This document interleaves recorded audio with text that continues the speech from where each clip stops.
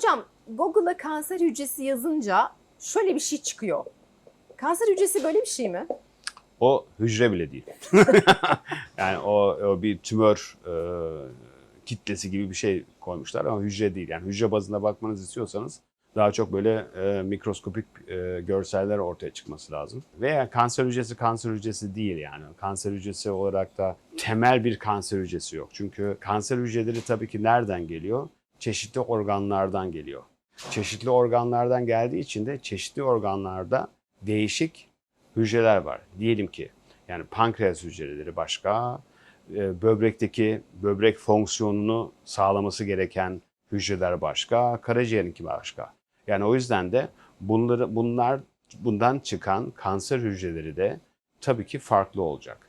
Bunlar sadece görüntü olarak değil, daha da çok aslında diyelim ki bizim araştırma merkezimizde kullandığımız kanser hücreleri başka bir kanser hücreleriyle beraber karşılaştığımız diyelim ki meme kanser veya kolon kanser.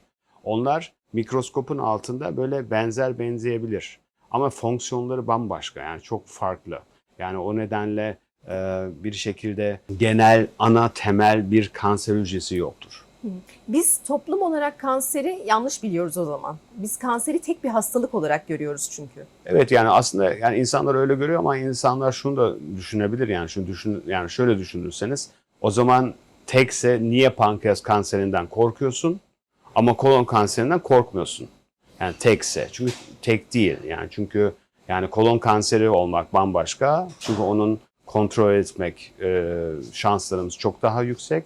Pankreas kanserinde daha çok limitli. Yani o nedenle yani sadece onu düşünerek kendimiz de aslında yani kanser hücresi eşittir kanser hücresidir olmadığını anlamamız lazım. Peki kanser hücreleri çok mu akıllı hocam? Evet. Yani şöyle yani sadece akıllı değil kendilerinin çeşitli tabii ki mekanizmaları var. Kendileri için biz kendimizi nasıl korumaya çalışıyoruz? O hücreler de kendisini korumaya çalışıyor. Onların da çeşitli defans mekanizmaları var kendileri korumaları için. Aynı zamanda da maalesef de özellikle diyelim pankreas kanserinde belli bir zaman içinde çünkü onlar da bir günden öbür güne oluşmuyor. Genelde teşhis konuna kadar bazen yani bir sene bile geçiyordur. Yani biz öyle düşünüyoruz. Yani çünkü o teşhis konduğunda 1-2 ay önce hiçbir şey olmadan bir anda tümör oluşmuyor. Yani bunda uzun vadeli bir süreç. Ondan sonra araya ön tedavi giriyor, ameliyat giriyor, ameliyattan sonra arka tedavi giriyor. Ondan sonra hücresel bir şekilde orada kalıyorsa bütün bunlara karşı rezistan göstermesi gereken bir hücresel popülasyon yani bir toplum oluşuyor ve bunlar da bir şekilde hayatta kalmak için kendilerini de değiştirebiliyorlar. Aynı zamanda da bir şekilde bir ana organdan kopup pankreas olsun veya başka bir organdan çıkan bir tümör olsun. Onlar metastaz ettikten sonra aslında genelde metastaz eden hücreler daha da farklı bir hücreler oluyor. Onlar daha da agresif oluyor. Şöyle anlatırsam belki daha iyi anlarsınız. Siz diyelim ki bir metastatik bir hastada özellikle pankreas hastasında diyelim ki karaciğere metastaz etmiş. Siz bir kemotedavi veriyorsunuz.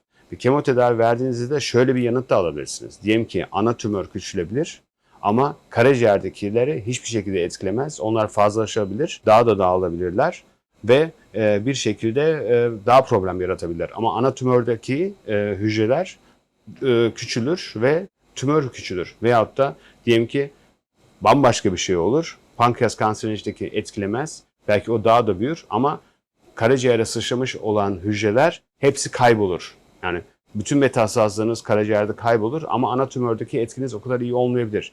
Yani bu bir şekilde aslında aynı tümörden çıkan hücrelerin bu süreç içinde de değiştiğini ve genetiğini de değiştiğini görebiliyoruz. Bu yüzden mi hep şöyle derler?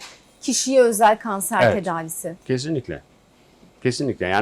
Yani bu sadece o akıllı ilaç anlamına da gelmiyor. Yani bir sürü insanlar büyük ihtimalle akıllı ilacı düşünüyor bunu siz söyledikten sonra ama aynı zamanda da yani bizim standart olarak bildiğimiz tedavilere de kişisel bazında gerçekten çok farklı yanıt alıyoruz. Yani o yüzden de onu her sefer bakmak lazım. Çünkü yani siz bazı standartlarınız vardır.